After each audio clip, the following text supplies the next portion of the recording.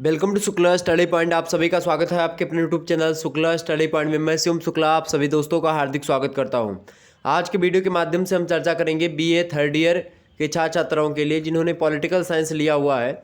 तो political science के paper 1 के बारे में हम चर्चा करेंगे। पेपर 1 का नाम है आपके लोक प्रशासन के सिद्धांत, यानी कि पब्लिक एडमिनिस्ट्रेशन जो आप पढ़ते हो थर्ड सेमेस्टर में, प्रिंसिपल्स ऑफ पब्लिक एडमिनिस्ट्रेशन। ये अंग्रेजी में आपके पेपर का नाम है। हिंदी में इसी को बोलते हैं लोक प्रशासन के सिद्धांत। तो इन्हीं लोक प्रशासन के सिद्धांतों के बारे में हमको जानना है। कैसे कैसे प्रश्न पूछे जाते हैं और उनके उत्तर को आपको कैसे लिखना है। अति लघु उत्तरीय प्रश्न को कितने शब्दों में, लघु उत्तरीय प्रश्नों को कैसे लिखना है, दीर्घ उत्तरीय प्रश्नों की व्याख्या कैसे करनी है। तमाम प्रकार के प्रश्न आपके मन में चल रहे होंगे। तो उन समस्त जो प्रश्न आपके दिमाग में इस समय चल रहे हैं, वीडियो के अंत तक होते होते आपके सारे डाउट्स क्लियर हो जाएंगे।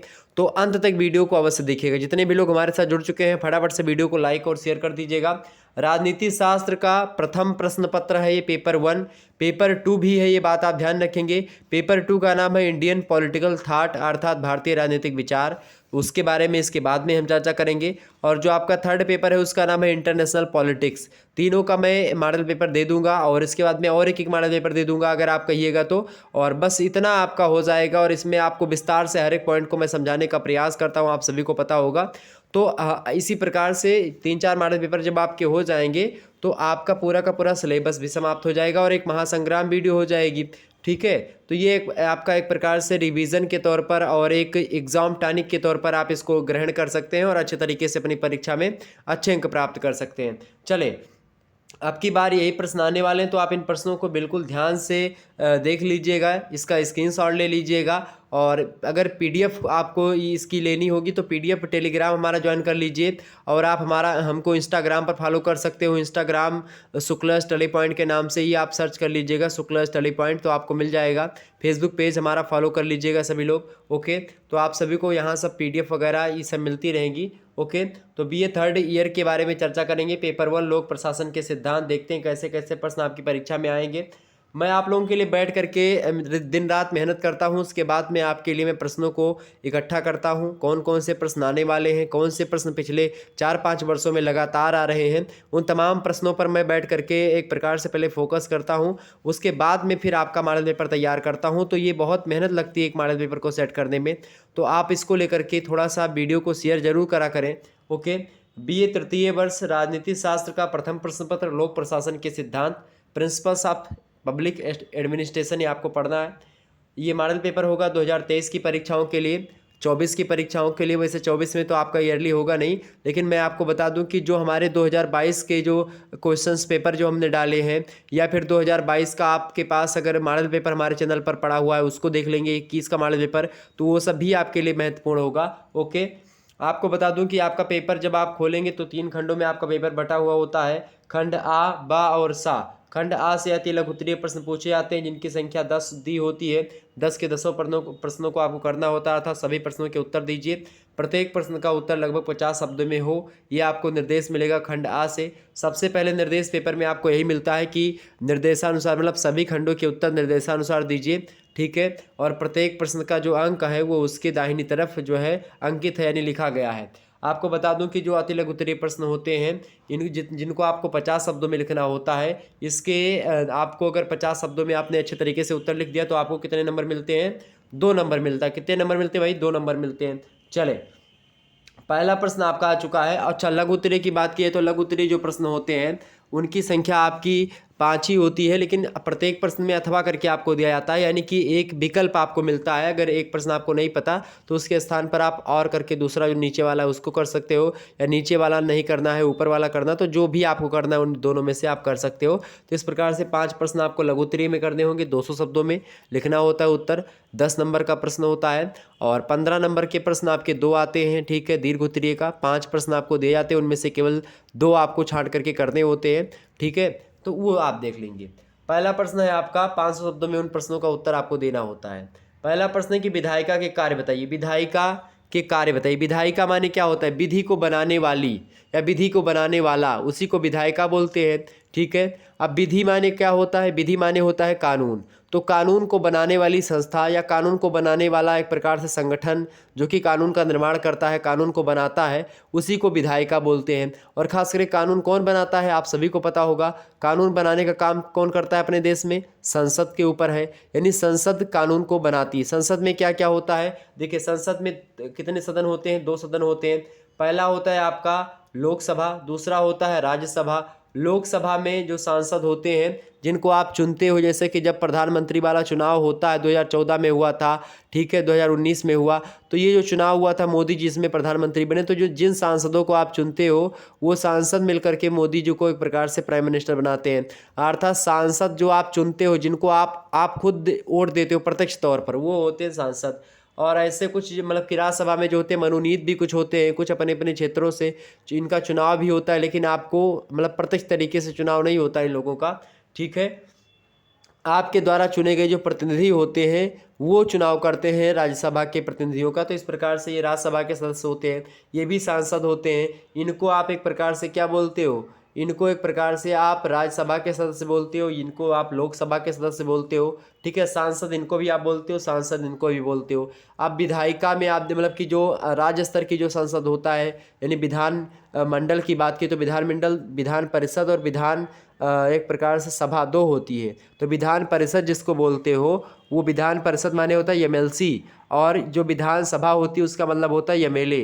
तो ये सारी चीज़ें आपको अगर पता है तो पॉलिटिकल साइंस समझने में थोड़ी सी आसानी होती है। तो यहाँ पर प्रश्न आपसे क्या पूछा गया है कि विधायिका के कार्य बताइए, तो उसी विधायिका के बारे में, यानी कि जो कानून बनाती है, खास करके वो जो संगठन यानी जो संसद है। अच्छा, संसद का निर्माण 3 चीज़ों से मिलकर के होता है। एक तो लोकसभा के सदस्य मिलकर के, एक राज्यसभा, और एक तीसरा व्यक्ति होता है, उसका नाम है राष्ट्रपति। तो राष्ट्रपति, राज्यसभा और लोकसभा, इन तीनों के मिलने से निर्माण किसका होता है? एक संवैधानिक ढांचे का, जिसका नाम है संसद, ठीक है। संसद की अगर बात की जाए तो इसी को क्या बोलते हैं? इसी को विधायिका बोलते हैं, ठीक है। तो आपसे प्रश्न पूछा जा रहा है भाई, प्रश्न क्या पूछा जा रहा है कि विधायिका के कार्य बताइए, विधायिका के कार्य बताइए, ठीक है। विधायिका के क्या कार्य हैं भैया? देखेंगे, पहला कार्य आप सभी लोग लिखिएगा विधायिका के कार्य में। पहला कार्य क्या है? पहला कार्य है जो नीतियां वगैरह बनाई जाती हैं, कोई भी नीति बनानी होगी अगर पूरे देश में लागू करने के लिए, तो नीतियां कौन बनाएगा? तो नीतियों के निर्धारण करने में एक प्रकार से महत्वपूर्ण भूमिका निभाता है विधायिका, यानी विधायिका जो है ये नीतियों का निर्धारण करता है। दूसरा इसका कार्य ये है कि ये संस्थाओं की स्थापना करता है। किसी भी संस्था की स्थापना करना हुई तो कौन करता है? उसमें विधायिका का ही कार्य है, संस्थाओं की स्थापना करना हुआ। इसके अलावा जो कर्मचारी जितने भी होते हैं आपके सरकारी कर्मचारी, उनकी मतलब कि कर्मचारियों की व्यवस्था करना, ये विधायिका का कार्य होता है। इसके अलावा चौथा कार्य इसका आप लिखेंगे, क्या कार्य है भाई? चौथा कार्य है नियमों का निर्माण करना, यानी जो नियम वगैरह बनते हैं आपके, चाहे मतलब जो रूल्स होते हैं कि क्या करना है क्या नहीं करना है, किन समाज में कौन सा रूल फॉलो होगा, तो ये सब भी विधायिका का ही कार्य है, ओके। इसके अलावा 5वां कार्य आप लिख सकते हो, धन की व्यवस्था करना। धन की व्यवस्था करना भी विधायिका का ही कार्य होता है। इसके अलावा अगला कार्य होता है नियंत्रण रखना। नियंत्रण रखना किस पर नियंत्रण रखना भाई? जनता पर नियंत्रण रखना, अपने जो है एक प्रकार से लोगों पर नियंत्रण रखना, सभी एक प्रकार से सरकार के लोगों पर नियंत्रण रखना, मंत्रियों पर नियंत्रण रखना, सभी मतलब संवैधानिक ढांचों पर नियंत्रण रखना, और सभी कर्मचारियों पर, अधिकारियों पर नियंत्रण रखना। यानी कि एक प्रकार से ये होता है कि आप सभी का नियंत्रण रख सकते हो, विधायिका का ही कार्य होता है। ये सब विधि बनाने वाली जो संस्था होती है, कानून का निर्माण करती है। विधायिका जो होती है प्रशासन पर भी नियंत्रण रखती है। कैसे रखती है नियंत्रण? चूँकि राष्ट्रपति का अभिभाषण करना होता है तो भी ये विधायिका का ही होता है, मतलब कि प्रशासन पर नियंत्रण करती है, लोक प्रशासन पर। मंत्रियों से प्रश्न पूछती है विधायिका, वाद विवाद एवं बहस होती है विधायिका में संसद में। और इसके अलावा काम रोको प्रस्ताव होता है, ये भी इसी में पास किया जाता है। निंदा प्रस्ताव हुआ, अविश्वास प्रस्ताव हुआ, कटौती प्रस्ताव हुआ, एडिट करवा करके सारी चीज़ें। तो आप देखते हैं कि ये तमाम प्रकार के तरीके से प्रशासन पर नियंत्रण रखती है क्या? विधायिका। तो विधायिका एक प्रकार से नियंत्रण रखती है किस पर? प्रशासन पर ही नहीं, लोक प्रशासन पर भी नियंत्रण रखती है, ठीक है। तो ये नियंत्रण रखना, ये सारे के सारा कार्य किसका होता है? ये विधायिका का कार्य होता है। इतनी बातें आपके समझ में आ गई तो आप इतने 6 कार्यों को अगर लिख देंगे, कौन कौन से कार्य? नीतियों का निर्धारण करना पहला कार्य, दूसरा कार्य संस्थाओं का स्थापना करना, तीसरा कार्य कर्मचारियों की व्यवस्था करना, चौथा कार्य नियमों का निर्माण करना, 5वां कार्य धन की व्यवस्था करना, 6वां कार्य नियंत्रण रखना, ओके। किस पर? प्रशासन पर, ठीक है। तो इस प्रकार से ये आपका हो गया विधायिका का कार्य। अगला प्रश्न आप देखेंगे, अगला प्रश्न संगठन के प्रमुख सिद्धांत बताइए। संगठन के प्रमुख सिद्धांत, संगठन क्या होता है, व्हाट डू मीन बाई संगठन, संगठन किसे कहते हैं बाबू, फटाफट से बताने का प्रयास करेंगे।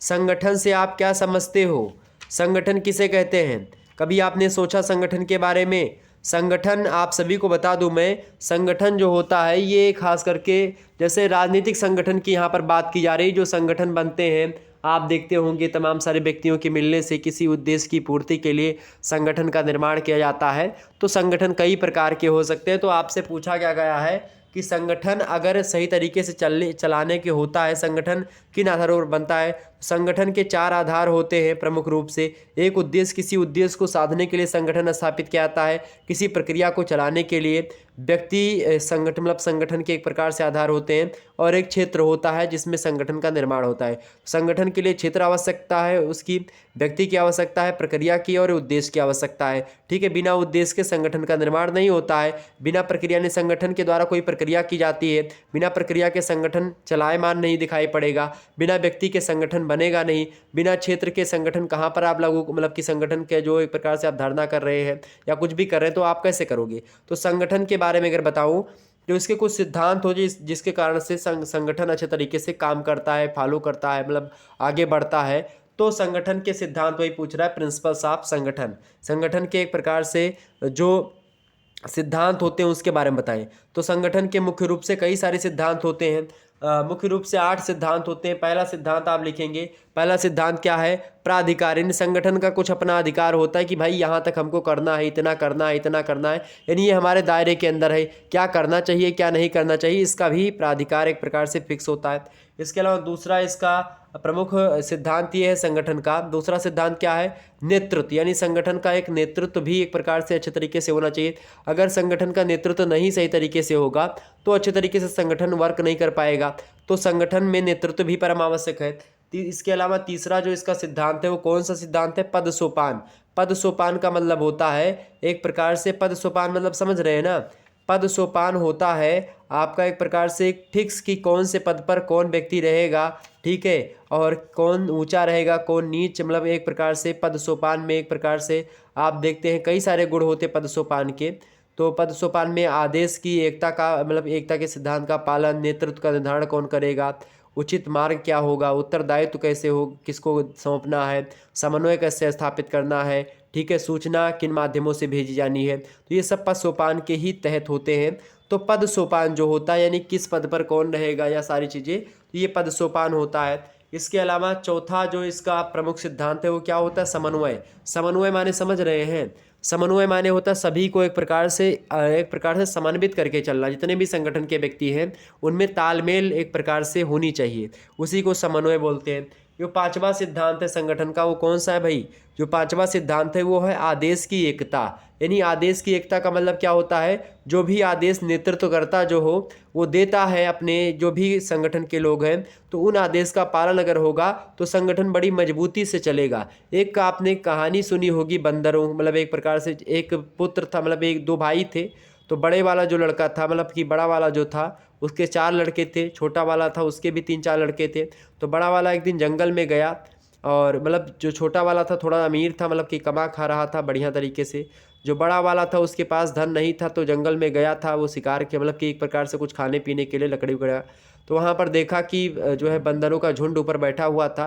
तो उसने कहा कि मतलब एक बंदर था और तब उसके पिताजी ने कहा अपने 4 लड़कों से कि एक से बोला कि लकड़ी ले आओ रे, दूसरे केस कहिस की जो है आग ले आओ जाए के, दूसरे केस कहिस की मतलब कि एक प्रकार से थोड़ा सा और वहाँ पानी ले आओ।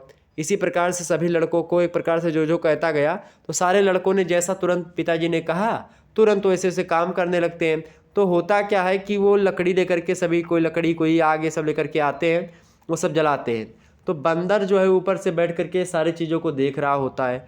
तो बंदर पूछता है आकर के उससे कि भैया ये बताओ, मतलब कि जो बड़ा पिताजी होते हैं उनसे कि ये बताइए कि आपने ये मतलब लकड़ी वकड़ी क्यों यहाँ पर क्यों जला रहे हो, आप कुछ नहीं लिए हो ना खाने के लिए ना बनाने के लिए।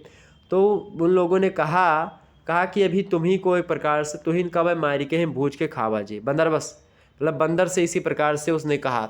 अब बंदर को थोड़ा सा वो लगा, बंदर ने कहा कि ठीक है भाई मुझे मत खाओ, और तुमको मैं खजाना बता रहा हूँ, और तुम जो है ये खजाना ले लो, क्या करने के लिए, मुझे मारने से क्या फ़ायदा होगा। तो खजाना दे देता है। खजाना वो लेकर के मतलब मिल जाता है इन लोगों को, खजाना लेकर के आते हैं बढ़िया तरीके से, अब धनी हो जाते हैं, पैसा रुपया खूब हो जाता है। उसके बाद में जब उसका बगल वाला छोटा भाई उसका देखता है, उसके भी 3-4 लड़के, वो भी पूछता है कैसे कैसे क्या हुआ, तो उसने बता दिया भाई कि छोटा था, कहा कि जाओ ये हो मिल जाए तो ज़्यादा ठीक है। ये भी गया वैसे करने के लिए। तो जब वहाँ पर पहुँचा तो छोटे भाई ने कहा कि भाई आग ले आओ रे, उसे कहीं से पानी ले आओ, उसे कहीं की लकड़ी ले आओ। तो जिससे कहें तो एक जन से कहें कि भैया ये ले आओ, आग ले आओ। हम ही कहा हो, इनसे कहते नहीं हो, पापा आपो हम ही से का हरदम अढ़ावत हो, हम ही से कहा हो कुल काम। इस प्रकार से होने लगा, यानी कि देखें मतलब आज्ञाकारी नहीं थे वो लोग। और इसी कारण से क्या हुआ, बंदर ऊपर से सारी करामात फिर से देख रहा था उसी पेड़ के नीचे, ठीक है। और उसने देखा कि इन लोगों में एकता नहीं है, ठीक है, तालमेल नहीं है, तो इनका एक प्रकार से कुछ नहीं होगा। तो एक प्रकार से सारी चीज़ें हुई, तो बंदर ने कहा कि तुम्हारे किस्मत में कुछ नहीं है। वहाँ से बंदर ने इन लोगों की मौज ली, और वहाँ से मतलब एक प्रकार से दूसरे डाल पर तीसरे से निकलते हुए चला गया। तो इस प्रकार से इस कहानी से सीख ये मिलती है, ये कहानी मुझे इसलिए बतानी पड़ी क्योंकि संगठन जो होता है इसमें आदेश की एकता होनी चाहिए। अगर नेतृत्वकर्ता जो है, संगठन का जो मालिक है, वो कह रहा है कि ये करना है, तो बिना तर्क के, बिना सवाल जवाब करे आप करो। इसीलिए मिलिट्री में आप देखते हैं इंटर पास करके लोगों को एक प्रकार से लिया जाता है। आपको BA MA और ये PhD करके नहीं बुलाते हैं। क्यों नहीं बुलाते? क्योंकि जब आप ये PhD कर लोगे तो आप अधिकारों को मतलब मानोगे नहीं, आप तर्क वितर्क करोगे, आप दुनिया भर का विचारिक दृष्टिकोण अपनाओगे, ये करोगे कि हम मार्क्सिस्ट हैं, ये हैं, वह दुनिया भर का आप जो है तिकड़म बताओगे। इसीलिए मिलिट्री में आप देखते हैं 12वां पास करो, इंटर पास हो, जाओ आराम से मिलिट्री की नौकरी देखो, इसलिए करते हैं ताकि आप, और जब बड़े बड़े जो अधिकारी बनते हो तो इसीलिए अधिकारियों को कोई प्रकार से चूँकि आदेश देना रहता है, तो इसलिए उनको पढ़ा लिखा होना ज़रूरी होता है। तो कई सारी चीज़ें होती है। तो आदेश की एकता, ये 5वां जो है सिद्धांत है संगठन का। छठा सिद्धांत आप लिख सकते हो नियंत्रण, यानी एक प्रकार से सभी व्यक्तियों पर नियंत्रण होना चाहिए संगठन के। इसके अलावा हस्तांतरण, हस्तांतरण माने होता है एक प्रकार से जो संगठन का एक प्रकार से जो कार्य है उसको हस्तांतरित भी करा जाना चाहिए, बड़े से छोटे, छोटे से और छोटा। तो इस प्रकार से एक साइकिल में बटा होना चाहिए। इसके अलावा 8वां निर्णय लेना, ये भी एक प्रकार से सिद्धांत है संगठन का। तो ये 8 सिद्धांत आप ध्यान रखें। कौन कौन से? प्राधिकार पहला, दूसरा नेतृत्व, तीसरा पद सोपान, चौथा समन्वय, 5वां आदेश की एकता, 6वां नियंत्रण, 7वां हस्तांतरण और 8वां निर्णय लेना। ये सब संगठन के प्रमुख सिद्धांत हैं। ओके, आगे बढ़ते हैं। अगला प्रश्न है आपका 3रा नंबर प्रश्न है, कल्याणकारी राज्यों में लोक प्रशासन का महत्व बताइए। कल्याणकारी राज्यों में लोक प्रशासन का महत्व बताइए। बढ़िया प्रश्न है एग्जाम पॉइंट ऑफ व्यू से। तो लोक प्रशासन क्या पूछ रहा है? कल्याणकारी राज्यों में लोक प्रशासन का महत्व। तो कल्याणकारी राज्यों में खास करके लोक प्रशासन के महत्व के बारे में अगर बताऊँ आपको, तो लोक प्रशासन भाई आप सभी को पता होगा पब्लिक एडमिनिस्ट्रेशन कहा जाता है। 1 चैप्टर 2 चैप्टर मैंने पढ़ा दिया है, तो आप देख लीजिएगा उसको, यूट्यूब पर वीडियो पढ़ा होगा, ठीक है। तो कल्याणकारी राज्य माने होता है वेलफेयर स्टेट। कल्याणकारी राज्यों के लिए या राज्यों में लोक प्रशासन का महत्व ये है। पहला महत्व आप लिखेंगे, क्या महत्व है भाई? पहला महत्व है सभ्यता का संरक्षक है। क्या? लोक प्रशासन का ये महत्व है कि सभ्यता के संरक्षण में एक प्रकार से महत्व होता है लोक प्रशासन का, क्योंकि सभ्यता का संरक्षक होता है लोक प्रशासन, ठीक है। इसके अलावा दूसरा महत्व ये है लोक कल्याणकारी राज्यों के लिए या उसमें लोक प्रशासन का महत्व। दूसरा है सामाजिक प्रेरणा स्रोत होता है लोक प्रशासन। समाज से प्रेरणा लेकर के फिर प्रशासनिक विधियां बनाई जाती हैं, नियम कायदे बनाए जाते हैं। तीसरी बात ये है, तीसरा महत्व ये है लोक प्रशासन का कल्याणकारी राज्यों में कि सरकार की कार्यकुशलता में सहायता प्रदान करता है लोक प्रशासन, इसीलिए भी महत्व है इसका। चौथा महत्व आप लिख सकते हो समस्याओं के प्रति जागरूक होता है लोक प्रशासन, इसीलिए लोग मतलब एक प्रकार से वेलफेयर स्टेट के लिए बहुत ज़रूरी है। 5वां जो इसका महत्व ये है कि जनता के सेवक के रूप में लोक प्रशासन कार्य करता है, क्योंकि जनता के सेवक वास्तविक रूप से ही है, जनता से ही हर एक चीज़ होती है। चाहे बड़े बड़े जो है फैक्ट्री के मालिक हों, वो भी जनता पर निर्भर हैं, या फिर बड़े बड़े कंपनी के मालिक, बड़े बड़े राजनेता, सब कहीं ना कहीं पे जनता के पैसे के द्वारा ही वहाँ तक पहुँचे हैं और ऐशो आराम कर रहे हैं, ठीक है। ये खुद का उनका पैसा नहीं है कि वो आपको दे रहे हैं, वो रोजगार दे रहे हैं या फिर वो दे रहे हैं, तो उनके उनके किसी मतलब का वो नहीं है कि भाई अपने घर से कुछ दे रहे हैं। वो जनता का पैसा जा रहा है, टैक्स का पैसा जा रहा है। और ये नहीं है कि गरीब व्यक्ति को टैक्स नहीं देता है। बहुत सारे लोग कहते हैं कि मैं टैक्स देता हूँ, कंपनी वाले बड़े बड़े, तुम ही टैक्स नहीं देते हो, गरीब आदमी टैक्स देता है। 1 रुपये का टॉफ़ी अगर आप खाते हो किसी भी कंपनी का, आप बिस्कुट खाते हो 5 रुपये का कोई भी कंपनी का, तो उसमें भी आप जो है टैक्स दे करके तब खाते हो। उसमें लिखा रहता है include income of all taxes, ठीक है। यानी आप सारे टैक्स को पे करने के बाद में तब वो बिस्किट 5 रुपये का आ रहा है, उससे आप मुनाफा प्राप्त करके तब आप टैक्स पे कर रहे हो। ये गरीब जनता का पैसा है, ये तुम्हारा खुद का पैसा नहीं है कि चाहे राजनेता दे रहे हैं कि मैंने बिजली फ्री कर दिया, मैंने पानी फ्री कर दिया, या फिर जो कुछ भी मैं फ्री कर रहा हूँ, या मैं रोजगार दे रहा हूँ, या दुनिया भर का वो कर रहा हूँ वो कर रहा हूँ, ठीक है, ये ला दिया मैंने, ये विमान बनाया, वो चीज़ कर दिया, वो चीज़ कर दिया, तो ये सब आपके पैसे का है, ठीक है। तो कभी भी आप अगर गरीब हो और ये सोच रहे हो कि मैं टैक्स नहीं पे करता हूँ, ये नहीं करता हूँ, ठीक है, तो इन धनी लोगों के चक्कर में पड़ करके अपने आप को कभी नर्वस या फिर डरा हुआ महसूस मत करना कभी भी। आप ही सबसे बड़े हो और आप ही का ये देश है, आप ही के द्वारा चलता है, ये मान करके चलिएगा, ठीक है। कभी भी हमेशा किसी से एक प्रकार से ये नहीं सोचना कि हाँ ये बहुत बड़े आदमी है, ये बहुत अमीर है, इनके पास बहुत पैसा है। वो पैसा हम और आपके खून पसीने की कमाई के एक एक कतरे का पैसा है, ये बात आप ध्यान रखिएगा, ओके। तो कुल मिला करके मैं ये कहना चाह रहा हूँ कि जनता के सेवक हैं लोग, प्रशासन के जितने भी लोग हैं, जो भी अधिकारी हैं, जो भी कर्मचारी सरकार के, वो सब आपके लिए ही बनाए गए हैं। आपको उनसे किसी भी प्रकार की डरने की आवश्यकता नहीं है, ये बात आप ध्यान रखेंगे। इसके अलावा छठवीं बात क्या है भाई, छठवां सिद्धांत मतलब कि छठवां महत्व ये है लोक प्रशासन का वेलफेयर स्टेट बनाने के लिए कि राज्य सत्ता और नागरिक अधिकारों के मध्य की कड़ी के रूप में भूमिका निभाता है लोक प्रशासन, इसलिए महत्व है इसका। इसके अलावा इसका महत्व इसलिए भी है क्योंकि मानव जीवन का अटूट संबंध है लोक प्रशासन से, इसीलिए लोक प्रशासन का महत्व है एक प्रकार से वेलफेयर स्टेट के दृष्टि से देखा जाए तो। ये सारे महत्व जो है मैंने आपको बता दिए। वीडियो को एक बार से फिर से दोबारा से बैक करके भी आप देख सकते हैं, ठीक है। वीडियो अपलोड हो जाएगी, उसके बाद में देख लीजिएगा। आगे बढ़ते, चूंकि समय बहुत ज़्यादा बीत रहा है तो इसीलिए हम थोड़ा सा तीव्र गति से आगे बढ़ेंगे। अगला प्रश्न है, पोस्ट कार्ब का विचार किसने दिया था? पोस्ट कार्ब आप जानते हो पोस्ट कार्ब क्या है? पोस्ट कार्ब का विचार दिया था प्रोफेसर लूथर गुलिक महोदय ने। किसने दिया था? प्रोफेसर लूथर गुलिक महोदय ने पोस्ट कार्ब का विचार दिया था। पोस्ट कार्ब जो शब्द है ये अंग्रेजी भाषा का है और एक प्रकार से पोस्ट कार्ड ये POSDCORB, ये जो है एक एक अक्षर को अगर पहले अक्षर को निकाल लें तो ये लोक प्रशासन के लिए आवश्यक माना जाता है। और लोक प्रशासन जो है आप देखते हैं आज के समय में कार्यों को संपन्न करने में काफ़ी सहायता मिलती है पोस्ट कार्य विधि से। तो पोस्ट कार्य विधि के बारे में एक प्रकार से बढ़िया ये है कि मैंने पोस्ट कार्य विधि के बारे में समझाया है कि P का अलग मतलब होता है अपना, ठीक है, O का अलग मतलब होता है, ठीक है, S का अलग मतलब होता है, D का अलग, CO का अलग, R का, B का, सभी का अलग होता है। देखिए पोस्ट कार्ब मैं लिख रहा हूँ, आप सभी लोग ध्यान रखें। प्रोफेसर लूथर ने लोक प्रशासन के क्षेत्र में पोस्ट कार्ब शब्द दिया। पोस्ट कार्ब की स्पेलिंग होती है POS, ठीक है, पोस्ट और CORB, ठीक है, ये होता है पोस्ट कार्ब। P माने होता है भैया प्लानिंग माने होता है योजना बनाना, ठीक है, लोक प्रशासन में योजना बनाई जाती है।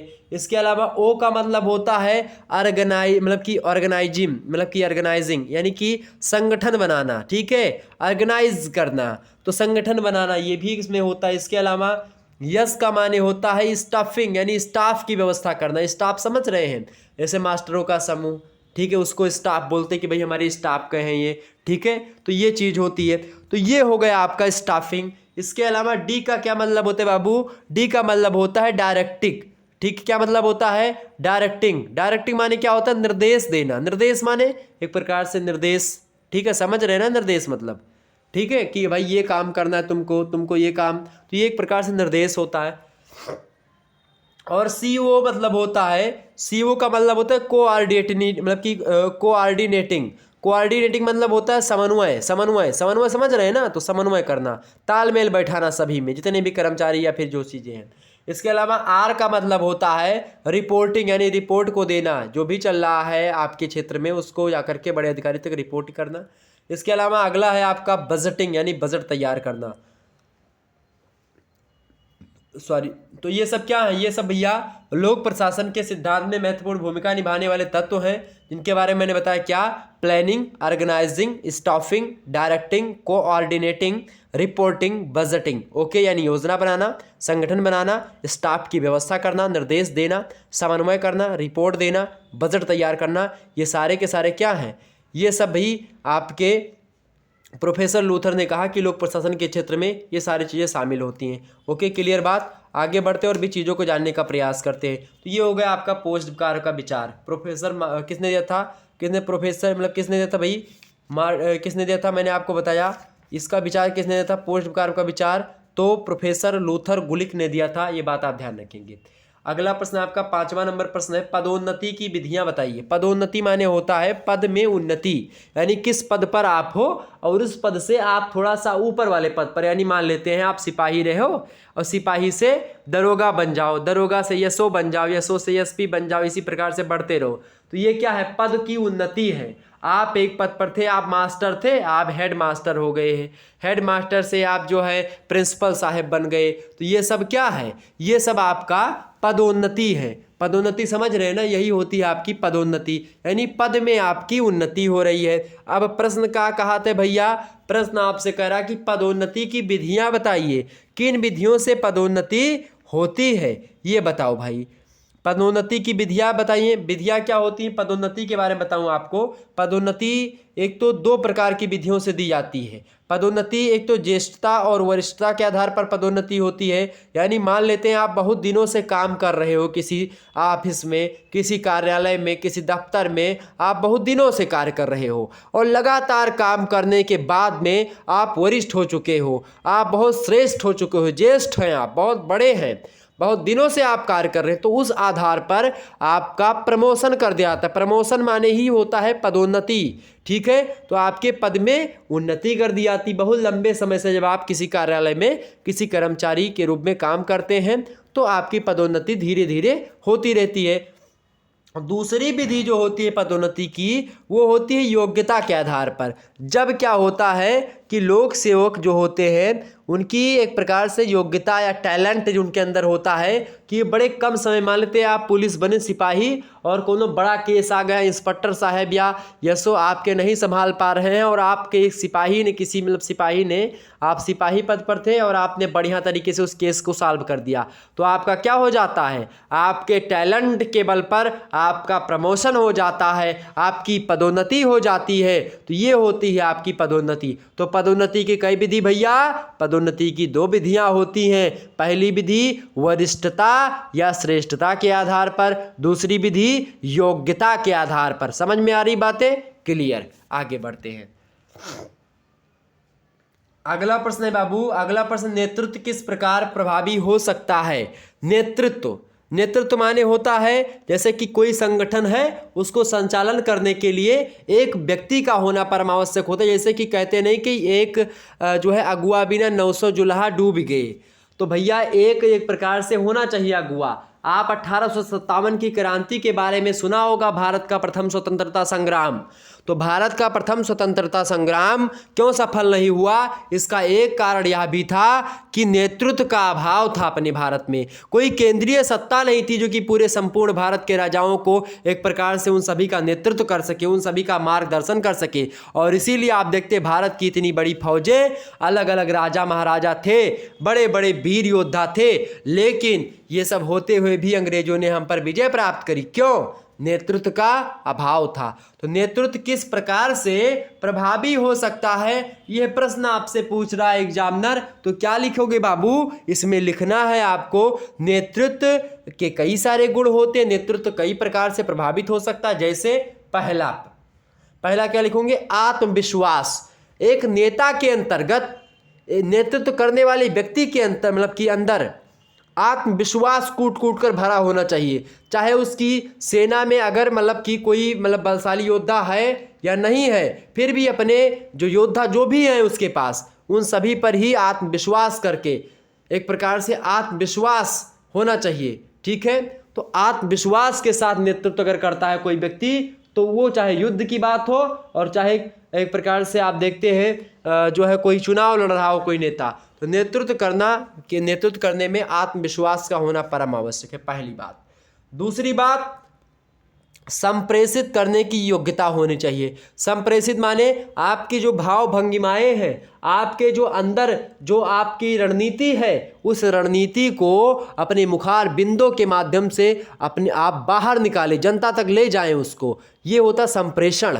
ठीक है, यानी आपके भाव जब आपके वाणी के द्वारा, आपके भाषा के एक प्रकार से जो है बवंडल से निकलते हुए, भाषा के बवंडल में फंसते हुए जब वो जनता तक पहुंचते हैं, वायुमंडल में विचरण करते हैं आपके वाक्य, तो वो होता है संप्रेषण। और जनता उससे किस प्रकार से प्रभावित होती है, ये बात भी।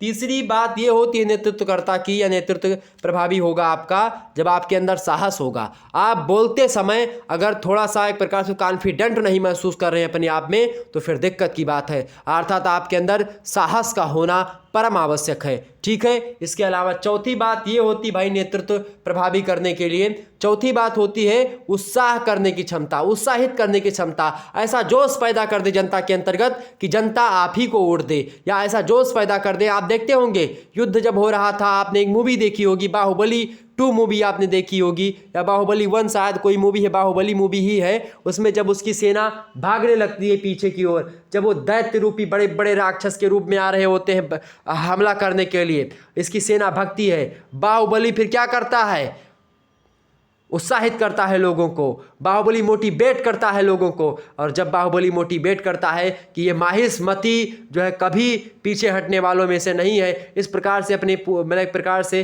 बताती है कि यक्का मारे दुई गिर जावे, तीसरा खूब खाए मर जाए, धै दो डोला समर खेत में, जय जीते ते ले उठाए, हाथ पटक दे भुइमा जो तो 9 मन माटी लिए उठाए। इस प्रकार से जब थोड़ा सा उत्साहित किया, रिमझिम भाला बरसे वह मैदान उनके बीच मझाए। ठीक है, इस प्रकार से जब हुआ, मतलब इस प्रकार से कहा नहीं था, आलखंड आप पढ़ेंगे तो पहले के जो योद्धा होते थे वो लोग इसी तरीके से, तो उनके साथ एक कवि हुआ करते थे, तो वो जाते थे युद्ध के मैदान तक लड़ने, मतलब कि सासा राजा के। तो जैसे कि ये सब होता था, तो ऐसे थोड़ा बढ़िया तरीके से उत्साहवर्धन क्या करते थे। ठीक है, तो उसका होना परम आवश्यक है। पांचवी बात, सत्य। आपके नेतृत्व तभी प्रभावित होगा जब आप सत्यता पर आधारित भाषण देंगे, सत्य बोलेंगे। छठवीं बात यह है कि हालांकि आज की बात नेताओं की बात की है तो अधिकतर नेता जो है सब झूठी बोलते हैं, उसमें कोई दो राय ही है, ये नहीं है। ठीक है, छठवीं बात है निर्णय लेने की क्षमता। निर्णय लेने की क्षमता जो होती है ये होनी चाहिए नेतृत्वकर्ता के अंतर्गत। निर्णय लेने की क्षमता, मान लेते कोई चीज़ पूछ लिया, कोई चीज़ वहाँ से जनता के द्वारा ही आ गया, तो निर्णय तुरंत आप उसमें ले सकें। ठीक है, सातवीं बात, नेतृत्व करने के लिए अनुभव का होना परम आवश्यक है। और आठवीं बात, उत्तरदायित्व को निभाने की क्षमता भी आपके अंदर अगर होगी, तभी आप नेतृत्व कर पाएंगे और तभी आपका नेतृत्व प्रभावित होगा। ठीक है, सॉरी, तो ये सब हो गए नेतृत्व का प्रभावी किस प्रकार से होगा, कैसे होगा भाई। पहला, आत्मविश्वास आपका होना चाहिए। दूसरी, संप्रेषित करने की योग्यता। तीसरा, साहस। चौथा, उत्साहित करने की क्षमता। पांचवा, सत्य। छठवां, निर्णय लेने की क्षमता। सातवां, अनुभव। आठवां, उत्तरदायित्व को निभाने की क्षमता। ठीक है, आगे बढ़ते हैं। सातवां प्रश्न बड़ा धाकड़ प्रश्न है। प्रश्न क्या है, लोक संपर्क के उपकरण बताइए। फटाफट से बताने का प्रयास करेंगे। लोक संपर्क के उपकरण।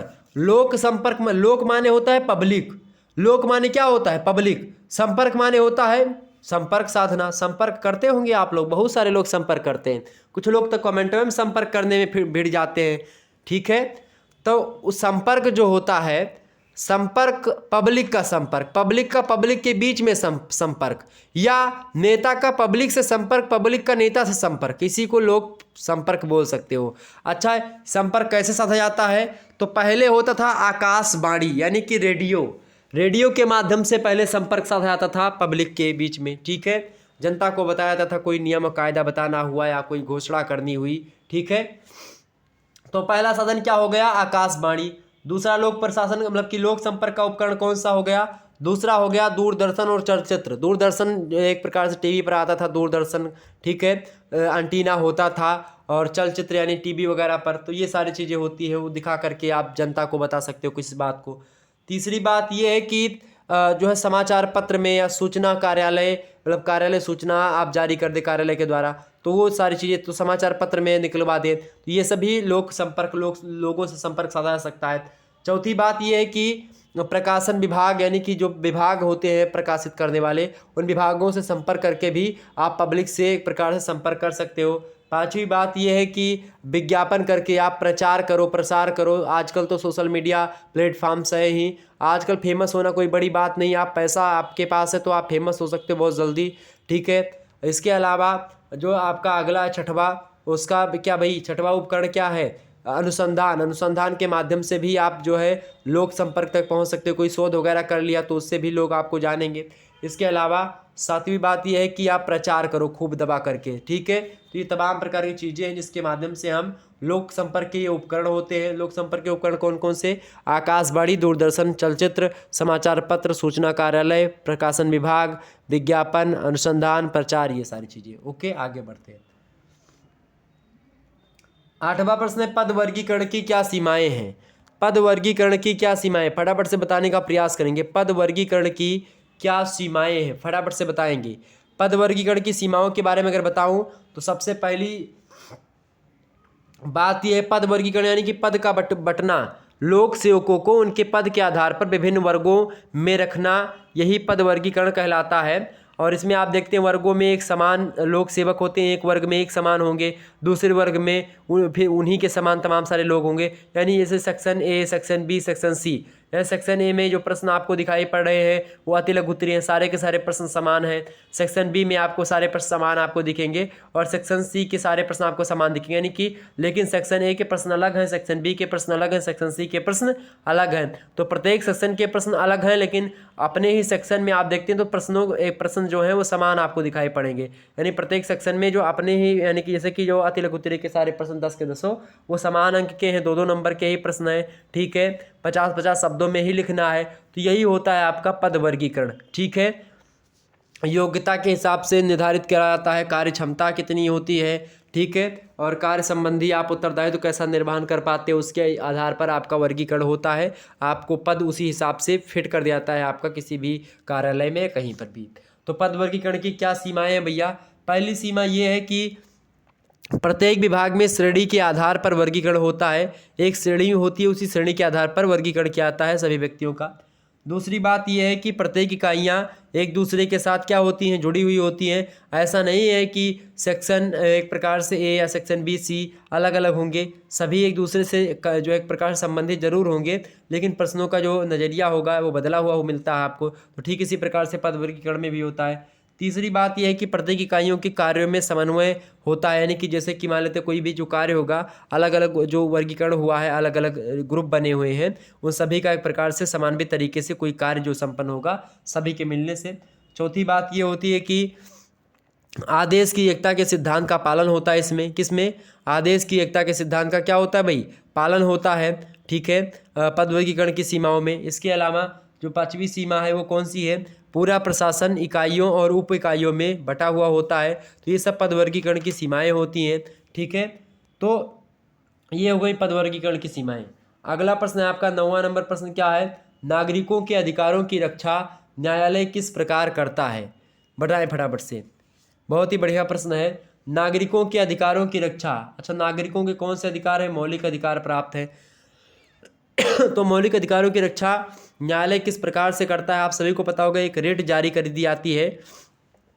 जो भारतीय संविधान है, इंडियन कॉन्स्टिट्यूशन का अनुच्छेद 32 जो है, जिसको डॉक्टर भीमराव अंबेडकर ने संविधान की आत्मा कहा है, तो वो संविधान की आत्मा खास करके जो मैं बता रहा हूँ आपको, संविधान की आत्मा किसको कहा जाता है, संविधान की आत्मा किसको कहा जाता है, किसने कहा है, डॉक्टर भीमराव अंबेडकर ने अनुच्छेद 32 को संविधान की आत्मा कहा है। वैसे संविधान की कुंजी प्रस्तावना को कहते हैं, बहुत सारे लोग आत्मा प्रस्तावना को ही बोल देते हैं, लेकिन डॉक्टर भीमराव अंबेडकर अनुच्छेद 32 को कहते हैं। भारतीय संविधान का अनुच्छेद 32 जो है ये भाग 3 में ही है, भाग 3 में अनुच्छेद 32 है, और अनुच्छेद 32 जो है एक मौलिक अधिकार भी है। इसमें 5 प्रकार के जो है रिट जारी करने के बारे में बताया गया है कि अगर नागरिकों के अधिकारों की रक्षा नहीं होती है या नागरिकों के मौलिक अधिकारों का हनन होता है, सरकार हनन करती, तो उसके लिए वो सुप्रीम कोर्ट तक जा सकते हैं। पहली बात ये है बंदी प्रत्यक्षीकरण। अगर आपको कोई बंदी बना लेता है, मतलब कि पुलिस जो है अंदर कर लेती है, 24 घंटे के अंदर जो है आपको न्यायालय के अंदर पेश नहीं करती है, कोर्ट नहीं भेजती है, तो आप उस पुलिस वाले के खिलाफ क्या कर सकते हो, बंदी प्रत्यक्षीकरण। आपका जो वकील होगा वो रिट लगाएगा और बंदी प्रत्यक्षीकरण के तहत उस व्यक्ति को कोर्ट में बुलाया जाएगा, पुलिस को भी बुलाया जाएगा। और अगर पुलिस ने उसका तार्किक उत्तर दे दिया तो बच जाएगा, नहीं तो उसके लिए भी खतरा मंडरा रहेगा। ठीक है। इसके अलावा परमादेश होता है, प्रतिषेध होता है, ठीक है, और उत्प्रेषण है और अधिकार परीक्षा। ये जो है प्रकार से 5 रिट होते हैं जो कि न्यायालय जो होता है एक रिट जारी करता है कि मौलिक अधिकारों का हनन ना हो। ठीक है। पहला क्या है, बंदी प्रत्यक्षीकरण, दूसरा है परमादेश, तीसरा है प्रतिषेध लेख, चौथा है उत्प्रेषण और पांचवा है अधिकार परीक्षा। ओके, ये ध्यान रखेंगे। अनुच्छेद 32 में सारी चीज़ें बताई गई हैं। अगला प्रश्न है आपका 10वां नंबर प्रश्न क्या है, कार्यपालिका प्रशासन पर किस प्रकार नियंत्रण रखती है। कार्यपालिका प्रशासन पर किस प्रकार नियंत्रण रखती है, तो आपको पता होगा कार्यपालिका नियंत्रण रखती है। बताओ, कार्यपालिका प्रशासन पर यानी लोक प्रशासन पर नियंत्रण रखती है, बिल्कुल रखती है, इसमें कोई दो राय नहीं है। कार्यपालिका होती क्या है, कार्यपालिका जानते हो, विधायिका तो जो कानून को बनाती है वो होती है विधायिका। अच्छा, आप कार्यपालिका क्या है, कार्यपालिका की अगर बताऊं मैं आपको बात, तो कार्यपालिका जो होती है, जैसे जितने भी सरकारी कर्मचारी वगैरह होते हैं ये सब कार्यपालिका के अंतर्गत ही आते हैं। किसके अंतर्गत बाबू, कार्यपालिका के अंतर्गत आते हैं।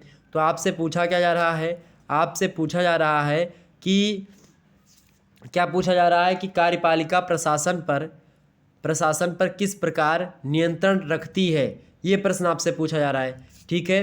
तो कार्यपालिका के बारे में बताऊं आपको, तो कार्यपालिका का जो एक प्रकार से कई प्रकार से नियंत्रण रखती है। पहला प्रकार कौन सा हो गया आपका, पहला तो शासन की नीतियों का निर्धारण करना।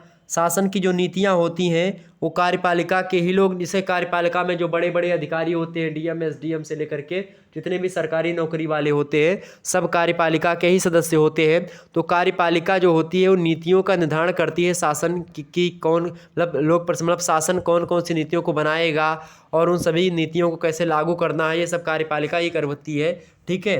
इसके अलावा दूसरा इस प्रकार से जो है प्रशासकों की नियुक्ति करके कार्यपालिका नियंत्रण रखती है प्रशासन पर। इसके अलावा तीसरे तरीका कौन सा है, प्रशासकों को हस्तांतरण और निष्कासन करके। आप देखते कार्यपालिका के द्वारा ही क्या होता है, ये हस्तांतरण और निष्कासन होता है किसका, प्रशासकों का। जो भी प्रशासक होते हैं उनको तो एक प्रकार से चाहे तो हस्तांतरण करे चाहे निष्कासित कर दे उनको। ठीक है। इस प्रकार से चौथा जो कार्य मतलब कि प्रकार होता है नियंत्रण रखने का कार्यपालिका का प्रशासन पर, वो होता है बजट के माध्यम से। ठीक है। इसके अलावा पांचवा होता है कानून द्वारा नियंत्रण। कानून एक प्रकार से, चूँकि कानून का एक प्रकार से आप देखते हैं कार्यपालिका के लोग ही कानून के बारे में एक प्रकार से कानून का उल्लंघन करने पर पकड़ने जाते हैं, पुलिस वगैरह। ठीक है। तो कानून द्वारा नियंत्रण स्थापित करते हैं प्रशासन पर। ठीक है। गृह संबंधी कार्यों पर नियंत्रण रखते हैं। इसके अलावा अनुशासनात्मक कार्रवाई करते हैं कार्यपालिका के लोग ही प्रशासनिक लोगों पर। तो इस प्रकार से आप देखते हैं कार्यपालिका प्रशासन पर नियंत्रण स्थापित कर सकती है इन तमाम प्रकार से। ठीक है। तो ये हो गया आपका।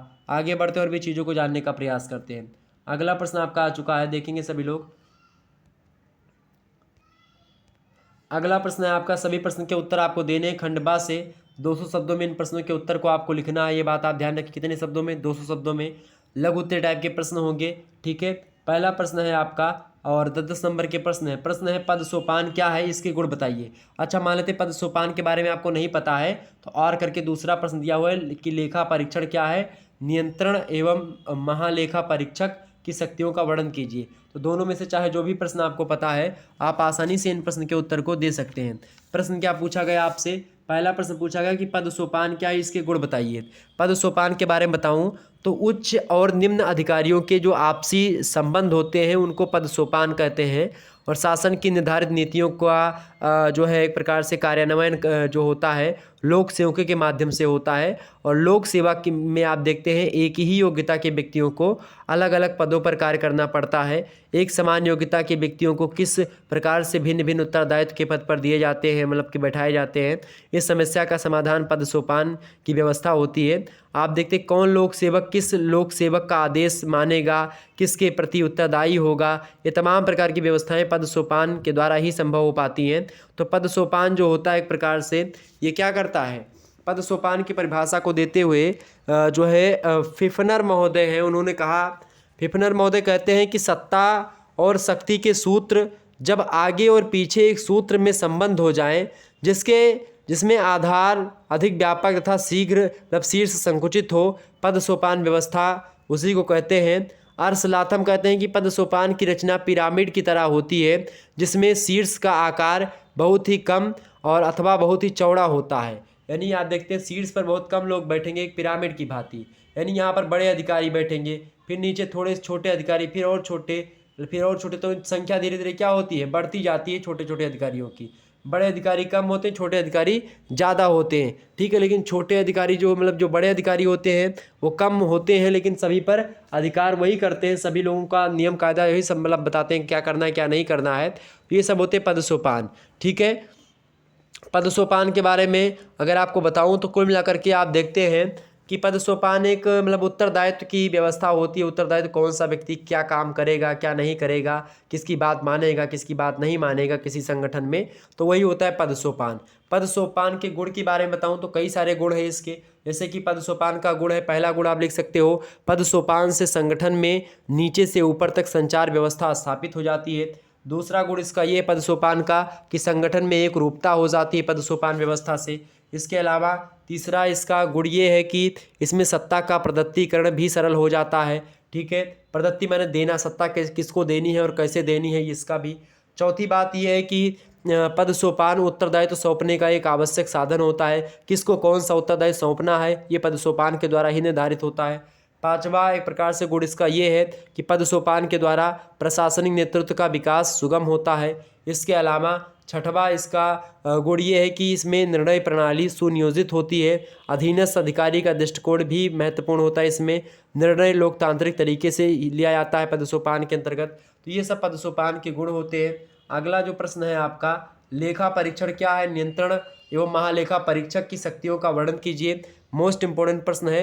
लेखा परीक्षण के बारे में अगर आपको बताऊं तो लेखा परीक्षण जो होता है प्रशासन के ऊपर बाह्य नियंत्रण का एक पहलू होता है। मतलब बाहरी तरीके से ये जो लोक प्रशासन होता है उस पर अच्छे तरीके से नियंत्रण रखता है ये जो लेखा परीक्षण होता है। और आप देखते हैं सभी प्रकार की जो वित्तीय लेन देन होती है रुपए पैसे की, उसके लिए स्वतंत्र परीक्षण द्वारा प्रशासन को उत्तरदायी ठहराता है ये। यल्डी व्हाइट महोदय कहते हैं कि लेखा परीक्षण का मुख्य लक्ष्य गबन, जालसाजी, लापरवाही, निर्दोष भूल को रोकना होता है। तो इसका उद्देश्य भी कई सारा होता है लोक लेखा परीक्षण का। लोक लेखा परीक्षण का उद्देश्य होता है या मतलब कि पता लगाना कि प्रशासन के द्वारा जो धन का व्यय किया जा रहा है वो नियम के अनुसार हो रहा है या नहीं हो रहा है, गलत तरीके से पैसा तो नहीं खर्च हो रहा है, कोई धांधलेबाजी तो नहीं कर रहा सरकार के लोग। इसके लिए एक लोक लेखा परीक्षक भी होता है, महालेखा नियंत्रक एवं महालेखा परीक्षक। तो ये नियंत्रक एवं महालेखा जो परीक्षक होता है ये एक प्रकार से लोक लेखा परीक्षण करता है। इसके अलावा सरकारी कार्यों के व्यय का परीक्षण करना होता है इसको। इसके अलावा उत्तरदायित्व तो निश्चित है सभी लोगों का या नहीं है, सभी लोग अपने कार्य कर रहे हैं नहीं कर रहे हैं। कर्मचारियों की कार्यकुशलता के बारे में उसको स्थापित करना हुआ, वित्त की सुरक्षा और स्थिति की जानकारी करना हुआ, ये तमाम प्रकार के। तो भारत सरकार के लेखे रखने का उत्तरदायित्व तो नियंत्रण और महालेखा परीक्षक पर ही होता है। आप सभी को पता होगा भारतीय संविधान का अनुच्छेद 148 से लेकर के अनुच्छेद 151 इसमें आप देखते हैं नियंत्रक महालेखा परीक्षक के बारे में ही बताया गया है, ठीक है। तो ये सारी चीज़ें हैं। नियंत्रक महालेखा परीक्षक की शक्तियों के बारे में अगर बताई जाए तो इनकी कई सारी शक्तियाँ होती हैं, ठीक है। इनके कई सारे जो है कार्य होते हैं। जैसे कि पहला कार्य इनका ये होता है कि केंद्र और राज्यों के जो लेखांकन होते हैं उनका ब्यौरा रखें कि क्या क्या चीज़ें हो रही हैं। दूसरी बात ये कि शासकीय व्यय की जांच की व्यवस्था करना। तीसरी बात कि धन के अनुचित व्यय पर प्रतिबंध लगाना, गलत तरीके से कोई चीज़ ना कर पाएँ सरकार के लोग। इसके अलावा अस्थायी कोष की सुरक्षा करना, ठीक है। राष्ट्रपति के समक्ष व्यय से संबंधित प्रतिवेदन प्रस्तुत करना, सरकार को वास्तविक व्यय की स्थिति से अवगत करवाना, सरकार से के ऋण लाभ और शेष धन संबंधी रिपोर्ट को प्रस्तुत करना, सरकारी व्यय पर पूर्ण रूप से नियंत्रण रखना, मांगों से प्राप्ति धन को उपलब्ध करने के लिए सरकारी विभागों को स्वीकृति प्रदान करना, ये तमाम प्रकार के जो है। और केंद्र और राज्य के में लेखांकन व्यवस्था संबंधी नियमों का निर्माण करना, ये तमाम प्रकार की चीज़ें जो होती है नियंत्रक एवं महालेखा परीक्षक करता है। इससे भ्रष्टाचार थोड़ा सा कम होता है, ठीक है। ये बात क्लियर हो गई। आगे बढ़ते हैं। अगला प्रश्न आप देखते हैं जो है दूसरा नंबर प्रश्न है कि भारत में बजट का निर्माण किस प्रकार से होता है। भारत में बजट का निर्माण किस प्रकार से होता है? बढ़िया प्रश्न है भाई। तो भारत में बजट का निर्माण किस प्रकार से होता है आप सभी को? वैसे तो बजट की अगर बात की जाए तो बजट जो होता है ये फ्रेंच भाषा का शब्द है बजट, ठीक है। बजट जो है फ्रेंच भाषा का शब्द है बूजट, एक फ्रेंच भाषा का शब्द है बूजट, उसी से बना है बजट। बजट का मतलब होता है चमड़े का थैला। क्या होता है? चमड़े का थैला, चमड़े का बैग। और आधुनिक युग में आप देखते हैं 1733 ईस्वी में ब्रिटेन के वित्त मंत्री सर रॉबर्ट बालपेल जो बालपोल थे, उन्होंने अपने वित्तीय प्रस्तावों से संबंधित दस्तावेज को संसद के सामने पेश किया था एक चमड़े के बैग से, और मतलब एक प्रकार से निकाला था। तो उनका लोग मजाक उड़ाए थे। फिर उसके बाद में आप देखते हैं ब्रिटेन के वित्त मंत्री ने बजट खोल दिया। तभी से आप देखते हैं कि सरकार के वार्षिक आय व्यय का संबंधित जो विवरण होता है वो बजट जो होता है वो शब्द चलने लगा बजट बजट तभी से। और आप देखते हैं ब्रिटेन और उसके उपनिवेशों में धीरे धीरे चलन में आ गया। और भारत में बजट का प्रारंभ आप देखते हैं लॉर्ड कैनिंग जब यहाँ पर जो है गवर्नर होता है, लॉर्ड कैनिंग के समय में 18 फरवरी 1860 ईस्वी को वित्त विशेषज्ञ जेम्स जो है विल्सन द्वारा किया गया था। सन 1920 ईस्वी तक केंद्रीय स्तर पर एक ही बजट प्रस्तुत किया जाता था, लेकिन 1921 ईस्वी में सामान्य बजट से रेल बजट को अलग कर दिया जाता है। सामान्य बजट वित्त द्वारा और रेल बजट रेल मंत्री के द्वारा प्रस्तुत किया जाने लगा। तो इस प्रकार से ये बजट के बारे में कुछ बातें थी। बजट किस प्रकार से बनता है? तो भारत में बजट बनाने के लिए आपको पता होगा कि बजट की तैयारी जो होती है वो पहले आप देखते हैं 7 से 8 महीने का समय लगता है बजट बनाने में, ठीक है। बजट पर जो होता है विधानमंडल की स्वीकृति होती है, विधानमंडल में बजट को प्रस्तुत किया जाता है। बजट पर सामान्य वाद विवाद होता है, अनुदान मांगों पर चर्चा की जाती है, कटौती प्रस्ताव भी रखी जाती है, उसमें नीति संबंधी कटौती, मितव्ययता संबंधी कटौती, प्रतीकात्मकता संबंधी कटौती, ये सब कटौतियाँ होती है। बजट पर मतदान होता है वहाँ पर, ठीक है। और राष्ट्रपति के द्वारा जो है वित्त विधेयक पर हस्ताक्षर किया जाता है, उसके बाद में बजट को क्रियान्वित किया जाता है, ठीक है। तो ये बजट निर्माण होता है भारत में इस प्रकार से। अगला प्रश्न है आपका, अगला प्रश्न है पदोन्नति की विधियों का उल्लेख कीजिए। चाहे ये प्रश्न करो चाहे ये प्रश्न करो। पदोन्नति की विधियां तो मैंने आपको बताई थी, पदोन्नति की 2 विधियां होती। कौन कौन सी विधियां भाई पदोन्नति की? पदोन्नति की कोई भी सरकारी जो है व्यवस्था होती है उसमें 2 ही एक प्रकार से विधियां होती हैं मुख्य रूप से पदोन्नति की। एक तो होती ज्येष्ठता और वरिष्ठता के आधार पर पदोन्नति, एक होती योग्यता के आधार पर, ठीक है। ये बात क्लियर हो गई। और आप देखते हैं इसी दोनों तरीक़ों से के माध्यम से पदोन्नति की विधियाँ यही 2 होती हैं, ठीक है। आगे देखते हैं। तीसरा प्रश्न है प्रत्यायोजन किसे कहते हैं? इस व्यवस्था मतलब कि इसकी क्या सीमाएं हैं? प्रत्यायोजन क्या है भाई? प्रत्यायोजन आपको पता है प्रत्यायोजन क्या है? बहुत बढ़िया टॉपिक है प्रत्यायोजन। प्रत्यायोजन मतलब होता है कि कोई व्यक्ति मान लेते हैं कोई सरकारी कर्मचारी है, अब वो एक प्रकार से उसका काम धीरे धीरे मतलब जब उसने ज्वाइन किया कहीं पर नौकरी करना तो उसका काम कम रहा, ठीक है। अब धीरे धीरे क्या हो कि उसका काम में बढ़ोतरी होती जाए, जनता एक प्रकार से और जाती जाए, मतलब काम उसका बहुत ज़्यादा हो गया, लोड उसके ऊपर ज़्यादा हो गया, तो वो क्या करता है व्यक्ति के लिए एक दूसरा व्यक्ति उसके स्थान पर उसके कार्यों को बांट करके करवा दिया जाता है, उसी को प्रत्यायोजन कहते हैं, ठीक है। प्रत्यायोजन मतलब क्या होता है कि उसके कार्य को कम करना। कोई कार्य मतलब ज़्यादा हो गया, मान लेते हैं जो है कोई व्यक्ति है, जब कार्य बढ़ने लगता है उसका तकनीकी पहलू जटिल होने लगता है और कार्यभार को कम करने की आवश्यकता उसको महसूस होने लगती है, तो ये एक प्रकार से एक व्यक्ति और रख लेता है, वो कुछ अपने अपने कार्य का उत्तरदायित्व तो उस व्यक्ति को सौंप देता है, तो वो व्यक्ति कार्य करने लगता है। तो ये होता है एक प्रकार से प्रत्यायोजन, ठीक है। समझ रहे हो ना? जैसे मान लेते हैं कि आपके यहाँ खेत है, एक खेत में आपको क्या करना है, गेहूँ सींचना है, ठीक है। आगे आगे चल करके आप सींचोगे, गेहूं का समय चल रहा है, गेहूं सबकी बो गया होगा लगभग, तो गेहूं मान लेते हैं आपको सींचना है। तो गेहूं सींचने के लिए आप क्या करोगे? सबसे पहले आप अगर मान लेते हैं पहले सींच रहे हो गए, एक दो कोहा सींचा, 1-2 बीघा गेहूं सींचा, अब मान लेते हैं और आपको सींचना है। अब आपको लग रहा है कि हम अकेले नहीं सींच पाएंगे, आराम थोड़ा सा चाहिए, तो आप एक व्यक्ति को और ले जाएंगे, तो प्रत्यायोजन होगा। यानी कि आपने अपने कार्यों में से किसी दूसरे को थोड़ा सा कार्य कर दिया ताकि वो जो है अपना कार्य कर सके, ये होता है प्रत्यायोजन। प्रत्यायोजन की परिभाषा को देते हुए एफजी मूरे कहते हैं कि प्रत्यायोजन का अर्थ अन्य व्यक्तियों को कार्य का वितरण करना होता है और उनके करने हेतु अधिकार प्रदान करना है, ठीक है। और इसके अलावा प्रत्यायोजन के कई सारे तत्व होते हैं, ठीक है। प्रत्यायोजन की सीमाएं या तत्व के बारे में बताऊं अगर, तो इसके कई सारे तत्व, जैसे कि अधिकार प्रदान करना पहला तत्व होता है, कार्य का वितरण करना, तीसरा उत्तरदायित्व निर्धारित करना, ठीक है। ये सब इसका एक प्रकार से तत्व होता है। प्रत्यायोजन की सीमाएं भी होती हैं। प्रत्यायोजन की सीमाओं की बात की तो पहली सीमा होती है सामान्य वित्तीय नियंत्रण और निश्चित धनराशि में अधिक व्यय को स्वीकृत करने का अधिकार। इसके अलावा नई नीतियों और योजनाओं को स्वीकार करने का अधिकार, नियम निर्माण का अधिकार, विशिष्ट ऊंचे पदों पर नियुक्त करने का अधिकार, अपने अधीनस्थ के विरुद्ध की गई अपीलों को सुनने का अधिकार। अगर मान लेते किसी व्यक्ति के जो है आसन पर आप बैठ चुके हैं और उस समय, तो ये सारे कार्य आप कर सकते हैं जो मैंने आपको बताया। ठीक है, प्रत्यायोजन के समय अगर आपने, जैसे कि उस खेत सींचने आपका गया, अब मान लेते हैं कि 5 लीटर तेल लाना है और आप सो रहे हो, तो वो 5 लीटर तेल ला सकता है, इसमें आपसे पूछने की कोई आवश्यकता नहीं, चूंकि आपने सारा कार्यभार उसके हाथों में सौंप दिया। ठीक है, तो ये सब उसकी सीमाएं होती हैं। आगे बढ़ते हैं, अगला प्रश्न है आपका,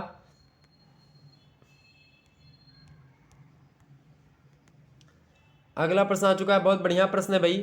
अगला प्रश्न क्या है आपका, नेतृत्व से आप क्या समझते हैं, एक अच्छे नेतृत्व के प्रमुख कार्य बताइए। तो नेतृत्व के बारे में मैंने आपको बताया था, नेतृत्व समझ में आ गई, इसके बारे में मैंने पहले चर्चा कर लिया हूँ। ठीक है, नेतृत्व के बारे में, नेतृत्व क्या होता है, प्रशासन में नेतृत्व की महत्वपूर्ण भूमिका होती है और किसी भी प्रशासन संगठन की सफलता विफलता जो होती है नेतृत्व पर ही निर्भर करती है। नेतृत्व से तात्पर्य नेतृत्व करने वाले व्यक्ति से होता है। जो है आर्डवे टीड कहते हैं कि नेतृत्व उन गुणों के संयोग का नाम है जिनको रखने पर कोई व्यक्ति अन्य व्यक्तियों से काम लेने के योग्य होता है, विशेष करके उसके प्रभाव द्वारा अन्य लोग स्वेच्छा से कार्य करने के लिए तैयार हो जाते हैं।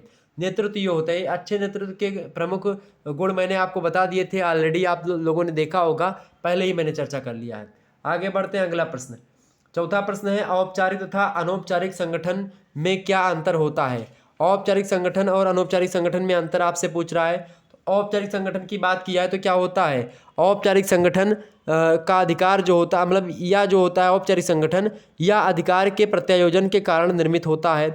अनौपचारिक संगठन जो होता है या लोगों की सामाजिक प्रतिक्रिया के कारण से मतलब निर्मित होता है। इसके अलावा दूसरा अंतर होता है औपचारिक और अनौपचारिक संगठन में। औपचारिक संगठन जो होता है इसके अंतर्गत लोगों मतलब जो लोग होते हैं कार्यों पर बल देते हैं। ठीक है, और अनौपचारिक संगठन में क्या होता है कि लोगों तथा उनके संबंधों पर बल दिया जाता है। इसमें औपचारिक संगठन में जानबूझ करके बनाया जाता है औपचारिक संगठन, जबकि अनौपचारिक संगठन स्वतः और स्वाभाविक रूप से बनता है। औपचारिक संगठन अधिकार किसी पद से संबंधित होता है। इसके अलावा अनौपचारिक अधिकार जो होता है किसी एक व्यक्ति से संबंधित होता है। औपचारिक संगठन की अगर बात की है तो औपचारिक संगठन जो होते हैं नियम, इसके नियम, कर्तव्य, उत्तरदायित्व लिखित रूप से निर्धारित किए जाते हैं, जबकि जो अनौपचारिक संगठन होता है उसमें कोई नियम, लिखित कायदा मतलब कि कोई नहीं होता है, परंपराएं होती हैं, नियम परंपराएं वो अलिखित ही होती हैं। ठीक है, तो कोई लिखित दस्तावेज नहीं होता है। इसके अलावा औपचारिक संगठन की बात की है तो औपचारिक संगठन जो होता है या उन बाहरी व्यक्तियों से प्रभावित होता है जो कि रेखीय स्तर के में आप देखते हैं वरिष्ठ अधिकारी होते हैं, जबकि अनौपचारिक संगठन की बात की तो अनौपचारिक संगठन में यह उन व्यक्तियों से प्रभावित होता है अनौपचारिक संगठन जो समूह के नियंत्रण में होते हैं। औपचारिक संगठन आप देखते हैं औपचारिक अधिकार ऊपर से नीचे की ओर प्रवाहित होते हैं, अनौपचारिक अधिकार ऊपर से अथवा समतल रूप से भी प्रभावित होते हैं। औपचारिक संगठन का आकार बहुत बड़ा होता है, अनौपचारिक संगठन का आकार छोटा होता है। औपचारिक संगठन जो है अस्थायी होता है, अधिक अस्थायी होता है। अनौपचारिक संगठन कम अस्थायी होता है चूँकि उसमें लिखित दस्तावेज नहीं होता है। तकनीकी उद्देश्यों के लिए निर्मित किया जाता है औपचारिक संगठन, जबकि मनुष्य की सामाजिक तुष्टि की खोज के परिणाम स्वरूप एक प्रकार से बनता है अनौपचारिक संगठन। तो औपचारिक संगठन सरकारी होता है, अनौपचारिक संगठन एक प्रकार से प्राइवेट या एक प्रकार से लोगों के लिए बनता है। ठीक है, तो औपचारिक तथा अनौपचारिक संगठन में घनिष्ठ संबंध है। एक बार औपचारिक संगठन बन जाने के बाद में वो धीरे धीरे अनौपचारिक संगठनों का निर्माण हो जाता है, जो न केवल उसको प्रभावित करते हैं बल्कि उसको शक्ति भी प्रदान करते हैं। एक के बिना दूसरा शायद जीवित रह सके या ना रह सके, यानी औपचारिक संगठन और अनौपचारिक संगठन का बड़ा गहरा नाता है। ओके, आगे बढ़ते हैं।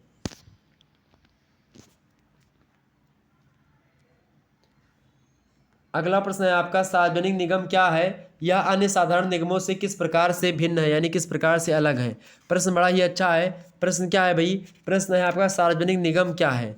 सार्वजनिक निगम क्या है या अन्य साधारण निगमों से किस प्रकार से अलग है। तो सार्वजनिक निगम की अगर बात की जाए तो आप देखते हैं एक प्रकार के सूत्र अभिकरण होते हैं। ये जो सार्वजनिक निगम होते हैं इनको प्रायः आप देखते हैं अत्यधिक प्रशासकीय और वित्तीय स्वतंत्रता प्राप्त होती है। सार्वजनिक निगमों पर आप देखिएगा अब विधायी और जो है कार्यकारी नियंत्रण अब धीरे धीरे बढ़ता जा रहा है। इसके परिणाम स्वरूप क्या होता है कि वे नियमों का रूप धारण करते जा रहे हैं। और इसके अलावा आप देखते हैं जो है सबसे पहला जो राज्य निगम बना था वो पनामा रेलवे बोर्ड कंपनी जो है बनी थी, स्थापना हुई थी 1904 ईस्वी में, ठीक है, पहले राज्य निगम की। ओके, तो सार्वजनिक निगम क्या होता है? दिमाग कहते हैं कि सार्वजनिक निगम वह सरकारी उद्यम होता है जिसकी स्थापना किसी विशेष व्यापार को चलाने अथवा वित्तीय उद्देश्यों को प्राप्त करने के लिए संघीय, राज्य अथवा स्थानीय कानून द्वारा की जाती है और सभी के लिए होती है। इसमें कोई किसी व्यक्ति मतलब ये नहीं होता है, सभी लोगों के लिए होती है, ये बात आप ध्यान रखेंगे। अच्छा, सार्वजनिक निगम अन्य साधारण निगमों से भिन्न इसलिए है क्योंकि इस पर पूर्ण रूप से राज्य का नियंत्रण होता है, केंद्र मतलब सरकार का नियंत्रण होता है, देश का नियंत्रण होता है। इसके विरुद्ध मुकदमा दायर किया जा सकता है। ये बजट लेखांकन एवं लेखा परीक्षण संबंधी विधियों और पद्धतियों के अनुपालन से युक्त होती है, जबकि अन्य साधारण निगम जो होते हैं उनमें विशेषताएं नहीं पाई जाती हैं। तो ये होता है लोक, एक प्रकार से, या सार्वजनिक निगम जो होता है, या लोक निगम, जो भी बोलो आप, सार्वजनिक निगम बोलो चाहे लोक निगम बोलो, बात एक ही है। निजी निगम अलग होता है। Okay, clear? आगे बढ़ते हैं। अगला प्रश्न, लोक प्रशासन की प्रकृति स्पष्ट कीजिए। लोक प्रशासन की प्रकृति पूछ रहा है। प्रकृति माने होता है भैया लोक प्रशासन की एक प्रकार से, यानी कि जो है नेचर ऑफ पब्लिक एडमिनिस्ट्रेशन, यानी कि लोक प्रशासन एक कला है या एक विज्ञान है। तो लोक प्रशासन एक कला भी है, एक विज्ञान भी है। अलग अलग विद्वान इसको कला बोलते हैं, जिनमें जो है एल.डी. व्हाइट है, सॉरी थोड़ा सा जल ग्रहण कर ले उसके अंदर तुरंत।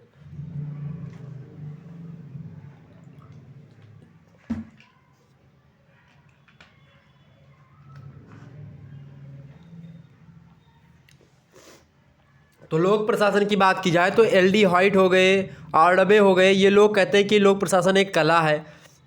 जबकि कुछ विद्वान हैं जैसे कि जो है वुड्रो विल्सन हो गए, इन लोगों ने माना कि लोक प्रशासन जो है ये क्या है, ये विज्ञान है। ठीक है। अच्छा, लोक प्रशासन एक कला है, इसके भी तर्क मैं आपको बता रहा हूँ, और लोक प्रशासन एक विज्ञान है, इसके भी तर्क बता रहा हूँ, क्योंकि ये प्रश्न बहुत इंपॉर्टेंट है आपकी परीक्षा की दृष्टि से।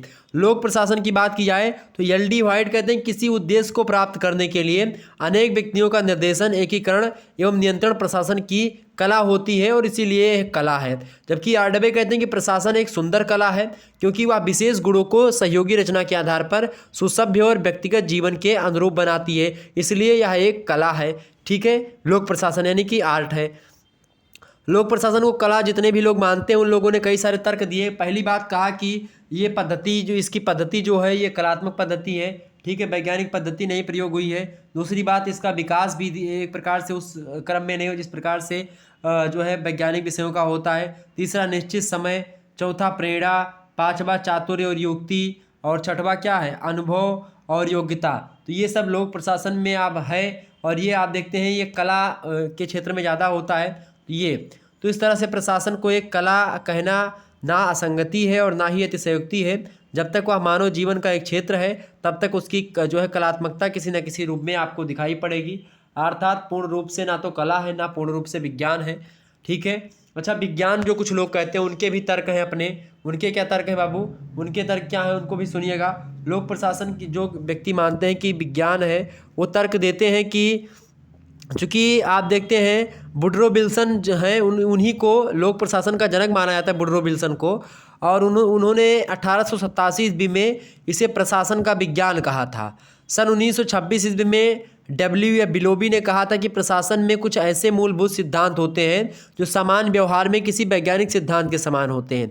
1937 ईस्वी में जो है लूथर गुलिक महोदय और उर्बिक ने कहा था कि लोक प्रशासन के विज्ञान होने के दावे को स्वीकार किया था।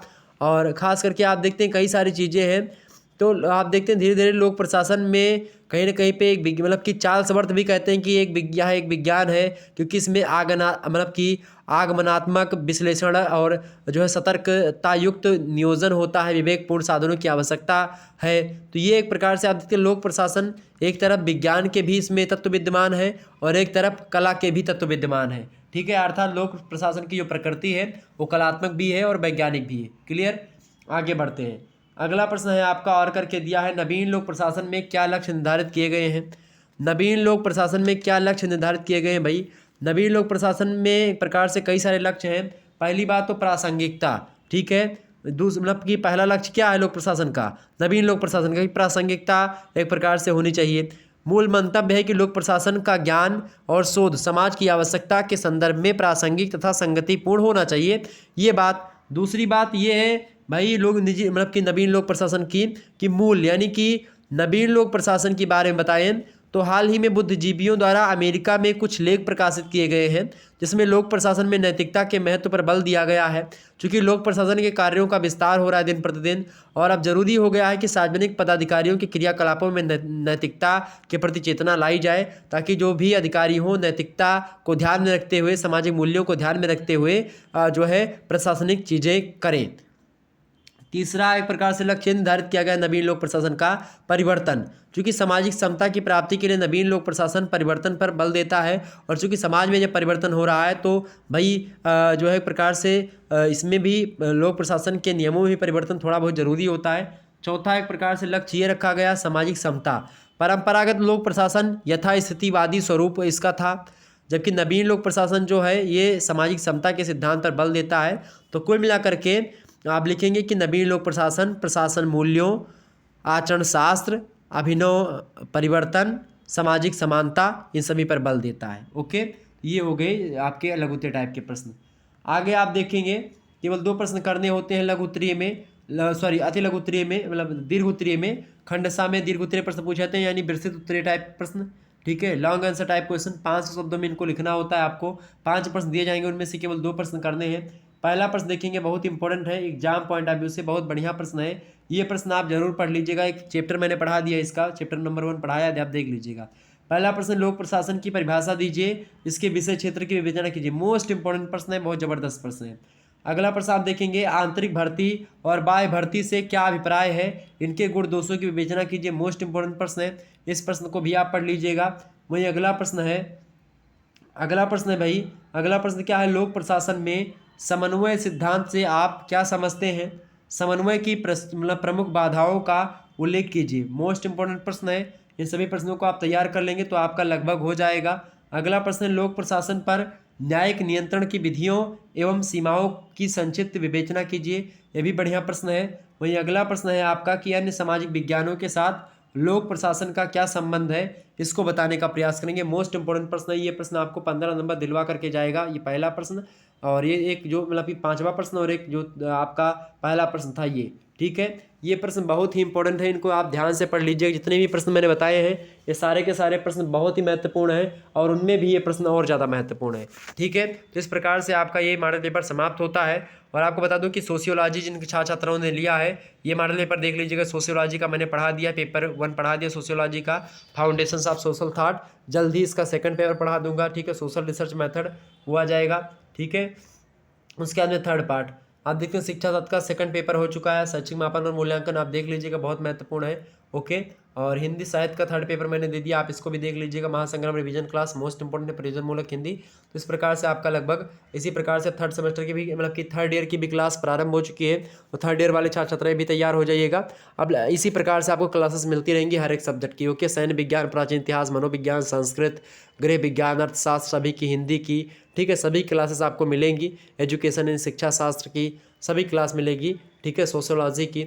ओके, तो परेशान आपको बिल्कुल भी नहीं होना। धन्यवाद, मिलते हैं नेक्स्ट वीडियो में, तब तक के लिए जय हिंद जय भारत। आप सभी का बहुत बहुत धन्यवाद हमारे से जुड़ने के लिए। इसी प्रकार से अपना प्यार बनाए रखिए। धन्यवाद।